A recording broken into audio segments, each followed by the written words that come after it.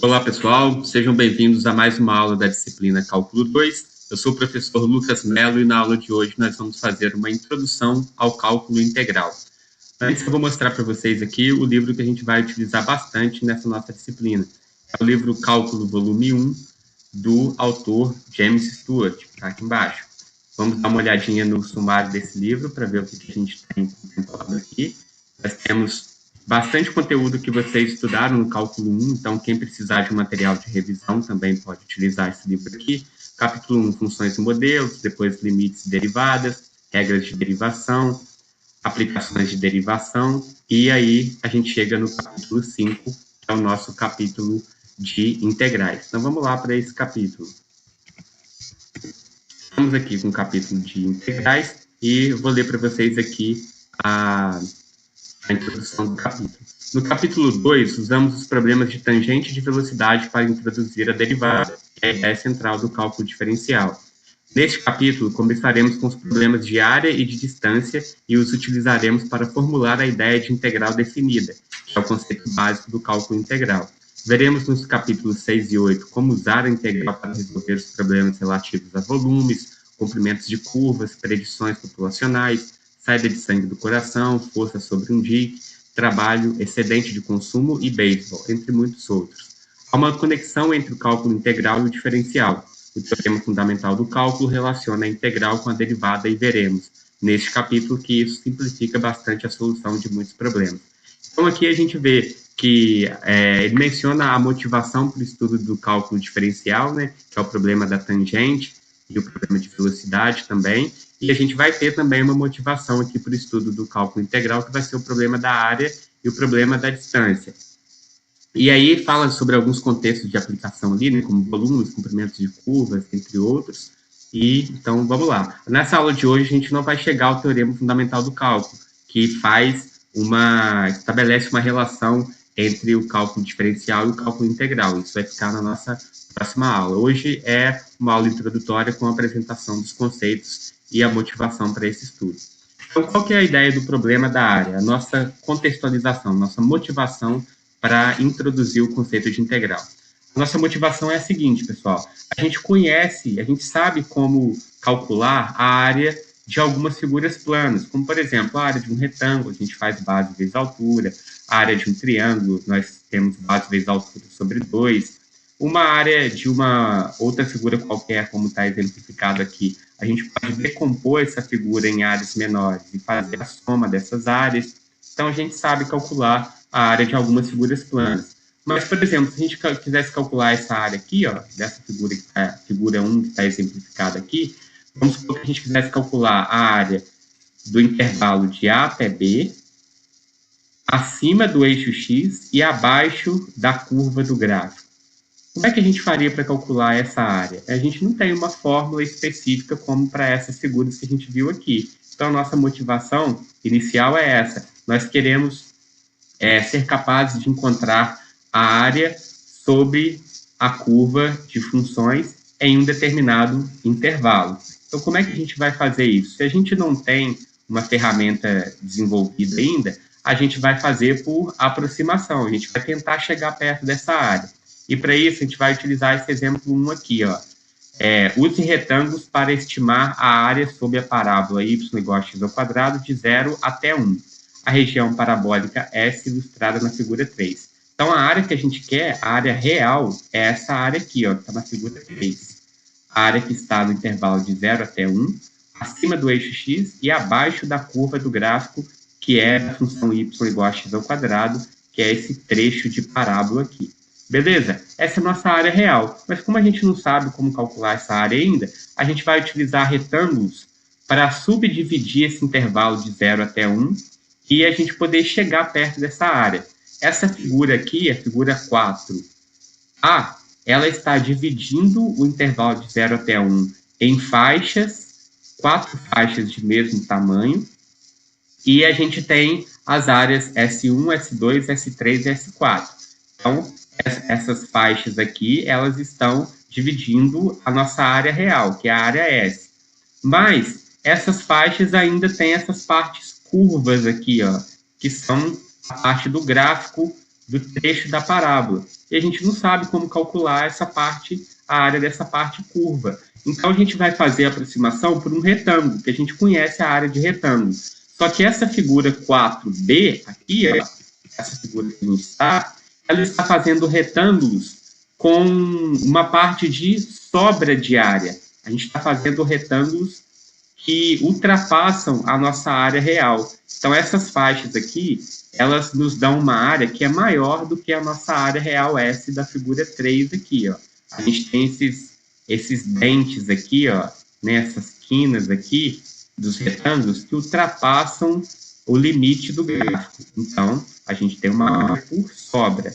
E a gente poderia fazer também, aqui na figura 5, essa ideia de aproximação da área por falta. Aqui agora a gente fez retângulos menores que estão faltando alguns pedacinhos para que a gente chegue, de fato, na área real. Então, está faltando esse pedacinho branco aqui, está faltando esse pedacinho branco aqui, está faltando esse e esse outro. Só que a gente já consegue cercar a nossa área real. Aqui a gente tem um cálculo, ó, fazendo a área por sobra, a área acima, dividindo esses retângulos. A gente tem retângulos de largura 1/4 e a altura, a gente está usando a altura do valor da função aplicada na extremidade à direita desses intervalinhos aqui. Então, a altura aqui, como a função é f de x igual a x ao quadrado, a altura do primeiro retângulo é 1/4 ao quadrado, depois meio ao quadrado, depois 3/4 ao quadrado e depois 1 ao quadrado.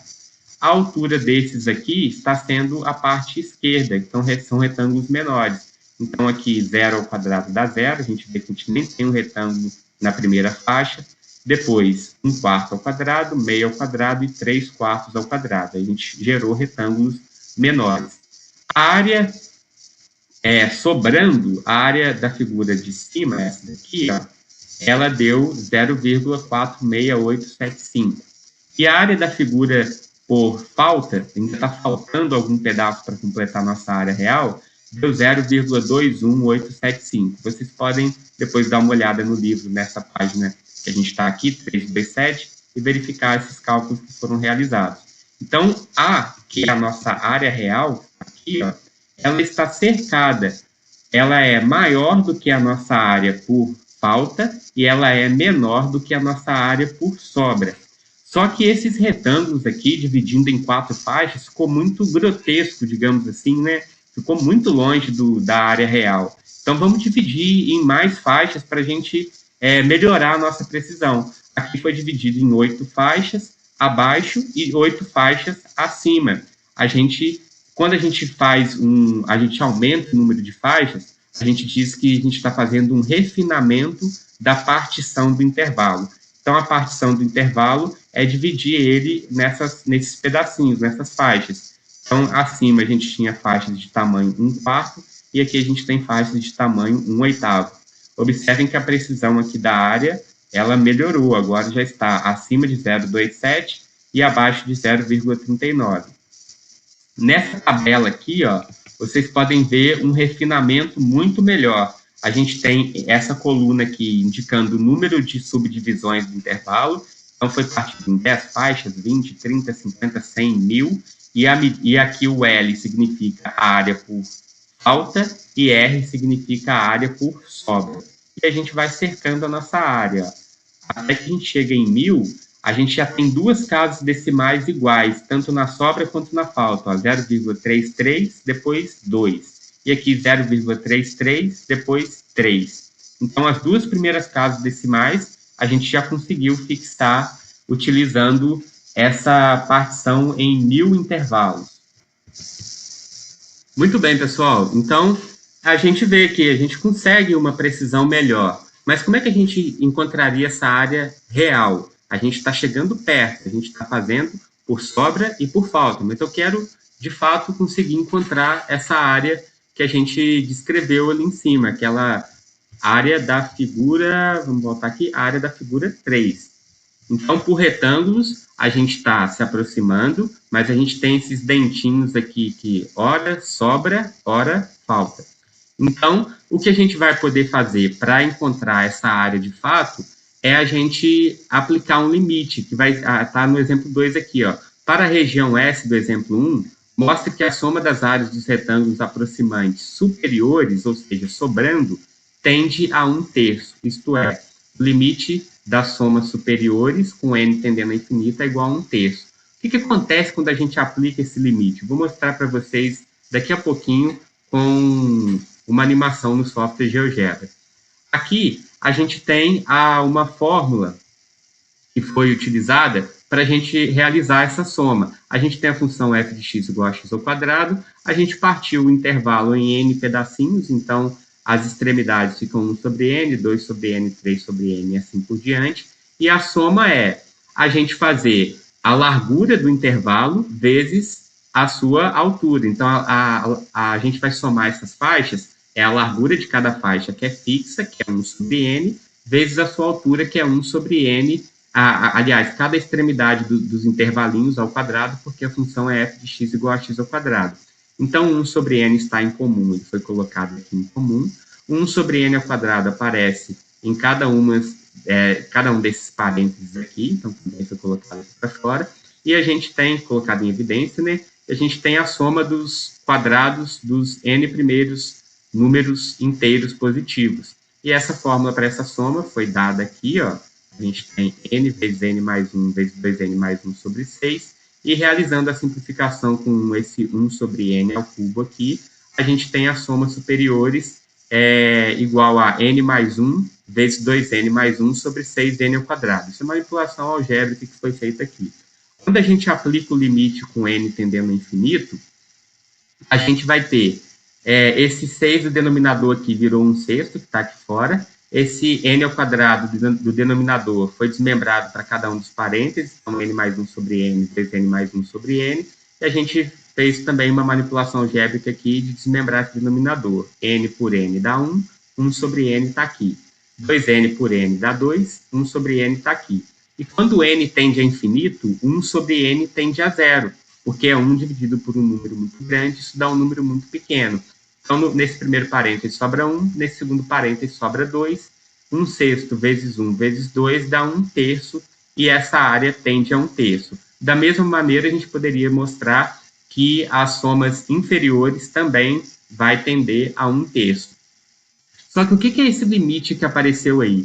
Esse limite é o seguinte, a gente viu aqui nessa tabela que a gente fez para 1000 faixas, e a gente não consegue ainda, a gente fixou 2 casas decimais, mas ainda tem uma diferença na terceira casa decimal, então ainda não é a área real. Mas quando a gente aplica esse limite, a ideia é que a gente está fazendo o número de faixas tender ao infinito, e a largura dessas faixas tende a 0.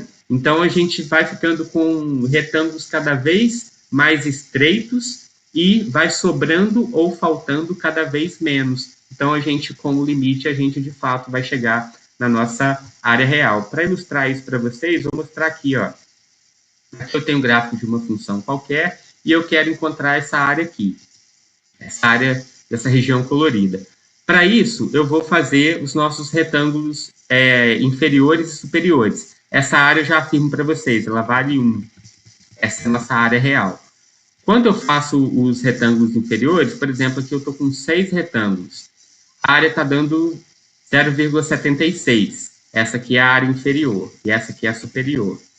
Eu vou aumentar o meu número de faixas e vocês vão ver, tanto pelo valor numérico quanto pelo comportamento gráfico, a gente vai chegando cada vez mais próximo da área real. Olha só, a parte branca que está faltando para a área real vai ficando cada vez menor. E aí eu fiz aqui 100 faixas. E pode parecer que a gente chegou lá, né?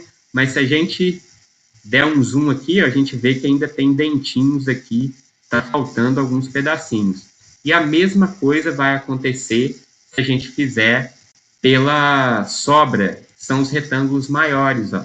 Vou aumentar o número de faixas e vocês vão ver que a sobra vai ficando cada vez menor, mas eu chego em 100 faixas e ainda assim está sobrando. Então, 100 faixas não dá, 1000 faixas não dá, 1 milhão de faixas não dá. A gente tem que ter infinitas faixas. É a ideia, é o conceito do limite, a ideia do infinito, certo?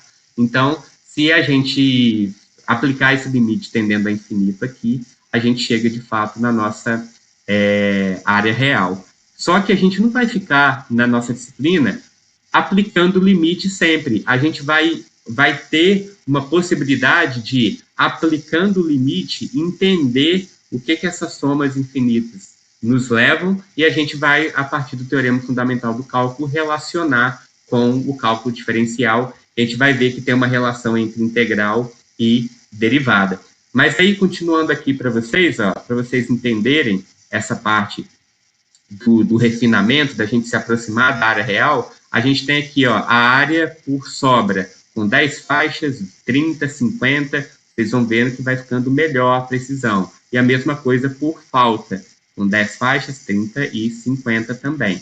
Só que aqui a gente tinha um gráfico crescente, mas o gráfico pode ser qualquer, a divisão dos intervalos, o tamanho do intervalo AB é B menos A, e se a gente quer partir em N faixas, a largura de cada faixa vai ser esse ΔX aqui, B menos A sobre N, e aí a gente pode pegar pontos arbitrários nesses intervalos, não precisa ser sempre a extremidade à direita ou à esquerda, e é isso que está sendo mostrado nessa figura 13 aqui, Nós podemos pegar pontos intermediários no meio dos intervalinhos, e isso vai nos levar ao teorema, à definição, vai nos levar à definição da integral definida, que eu vou mostrar para vocês aqui agora. Só quero passar aqui e sugerir que vocês deem uma lida nesse problema da distância, está na página 333, que é uma outra motivação também para essa contextualização inicial do conceito de integral.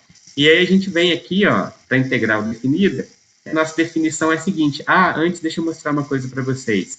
Para quem não estiver familiarizado com essa notação de somatório, deixa eu ver onde é que está.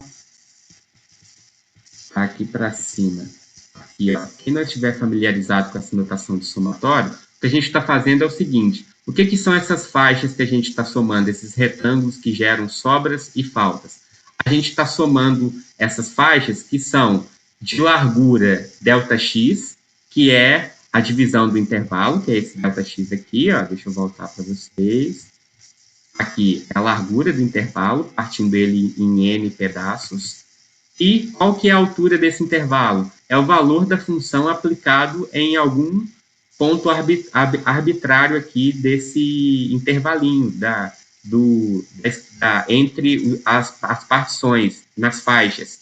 Então, a gente tem largura ΔX e a altura é o valor da função no ponto arbitrário.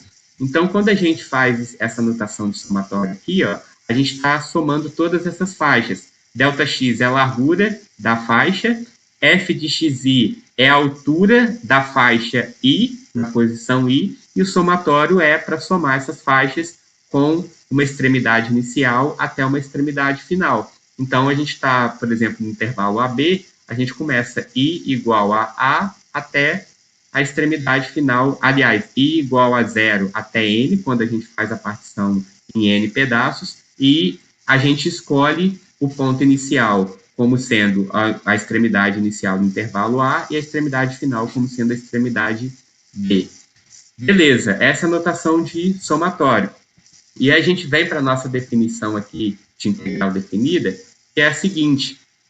Agora aparece o símbolo de integral, que está aqui. Então, o que eu vou fazer? Somar retângulos sempre vai me dar uma imprecisão. Vai me dar sobra e falta. Porém, isso por quê? Porque eu estou somando um número finito de retângulos. Se eu mandar esse número de retângulos para infinito, ou seja, tiver infinitas faixas, eu me aproximo da área real. Aliás, eu chego na área real aplicando esse limite, tendo infinitas faixas de larguras cada vez menores. Uma boa maneira de ver essa ilustração vai ser com polígonos regulares inscritos numa circunferência. Eu vou mostrar para vocês já já. Mas aí a gente, então, somar 100 não adianta, somar 1000 não adianta, somar 1 milhão não adianta, a gente vai aplicar um limite mandando esses intervalos para infinito, e aí a gente, sim, usa o símbolo de integral. Ou seja, a integral do intervalo AB, na extremidade de A inicial até a extremidade final B, da função f de x, e esse dx aqui indica a variável de integração. Então, tem a ver com essa largura também dos retângulos que a gente está mandando para infinito. E aí, é isso que eu queria apresentar para vocês, a introdução do símbolo de integral. Então, um novo símbolo. Então, quando aparecer esse símbolo de integral, a integral definida aqui, do intervalo de a até b, significa que a gente está somando aquelas áreas daqueles retângulos infinitamente, e aí a gente chega na área real sem falta e sem sobra. Queria mostrar para vocês aqui, ó, a gente tem aqui um triângulo inscrito na circunferência. Se eu aumentar o número de lados desse polígono, sempre com polígonos regulares inscritos na circunferência, vocês vão observar que o polígono vai ocupando cada vez mais a região interna da circunferência.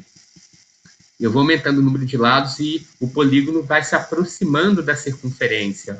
Até que eu chego aqui a 30 lados, um polígono regular de 30 lados, e parece que ele já virou a circunferência, né? Mas se a gente der um zoom, ó, a gente vê que ainda tem um espacinho aqui entre o lado do polígono e a borda da circunferência. Então, 30 lados aqui não foi suficiente. Visualmente, parece que sim, mas a gente deu um zoom e viu que não. Se eu continuasse aumentando esse número de lados do polígono para um número bem grande, ia cada vez mais parecer que esse polígono se acomoda na circunferência, né? Mas só quando a gente manda esse número para infinito é que a gente iria obter, de fato, a circunferência. Então, a gente pode até pensar na circunferência como sendo um polígono regular de infinitos lados, digamos assim, né? Então, em relação àquele exemplo que a gente fez da função f de x igual a x ao quadrado, no intervalo de 0 a 1, a ideia da área é essa, da gente ir acumulando retângulos, só que a gente tem sobra e falta. Então, se a gente fizer realmente em relação à curva do gráfico, aí essa aqui é a região que a gente quer, de fato, como área real. E aqui está o número 0,33, porque tem uma limitação do número de casos decimais, mas essa área vai ser 0,333 dízima periódica infinita. Então, essa figura aqui, ó, essa imagem, eu acho interessante, ela ilustra bem esse conceito inicial. Somatório, que é esse símbolo aqui, ele vai dar essa imagem aqui, ó, meio quadradona, né? Meio que com poucos pixels, com pouca resolução. Quando eu aplico a integral, eu estou fazendo o quê? O somatório infinito. Aí a figura já ficou com uma resolução melhor, arredondada e tudo mais. Certo? Aquela ideia de que agora a gente não está com sobra nem com falta, a gente chegou, de fato, na imagem real. E aqui a gente, é só uma referência integral tripla, que aí a gente já dá uma tridimensionalidade aqui na nossa figura, e a gente tem um gatinho real aqui, mas a gente não vai chegar nessa parte aqui não, beleza? Então a gente tem somatório, pouca resolução, quadradão, poucos pixels, tem arestas para serem aparadas. Integral, eu faço essa soma infinita e eu arredondo as pontas, eu chego de fato na imagem real nesse caso aqui e no nosso problema de área na área real.